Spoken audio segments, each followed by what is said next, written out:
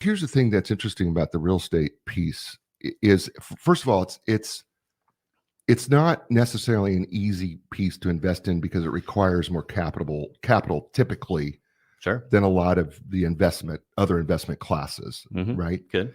I mean, there's no Robin Hood for real estate. No. do you know what? Do you know what I mean? Right. There isn't, and I'm not suggesting that you should do that, by the way, in any reason. But there is nothing like that because it is a pretty expensive class. Whereas, if I got a mutual fund, right? I remember people ask questions about REITs, REITs, right? Real estate investment trusts. Right. Is that a realistic thing for people to consider, or who maybe should consider that as part of a portfolio? Depends. Yeah, of course. Yeah. But yes, so there effectively, there's two ways to, invest in real estate.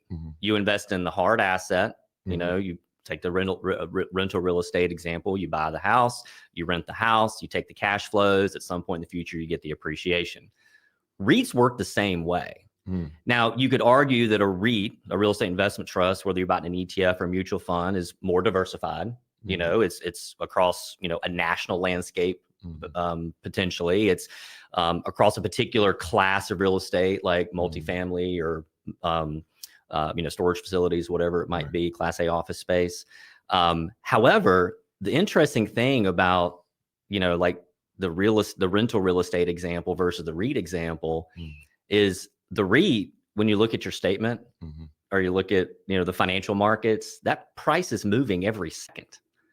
And if you're owning, a real estate house, like you're not going to Zillow every single second of the day to see what your portfolio was worth. Right. What's the Warren Buffett quote? Like the make a good investment and then don't look at it for 5 years and you'll be pleasantly surprised. Right.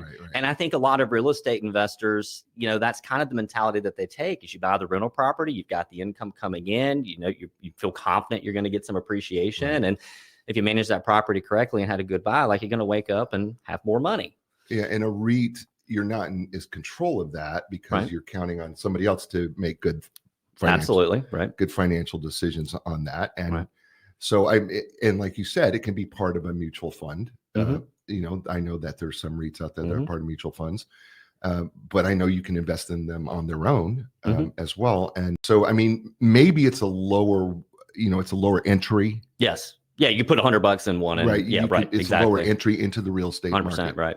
That's available to people if they really love real estate. Correct. That may be a lower entry way into it. I think what we don't know is we see it, but I don't think we understand it very well. Right. The average person in the public, I don't think understands it very well. Right. But really, it's somebody who owns a conglomerate of properties, and they're looking for money. Right. You don't own the whole property. You just own a small piece of it. Maybe a brick. That's okay. Yeah, maybe. It's all proportional. It may be the mortar. Right. You own a piece of the mortar. Right. And again, it's like everybody contributes to it, and it makes up all the whole portfolio of it.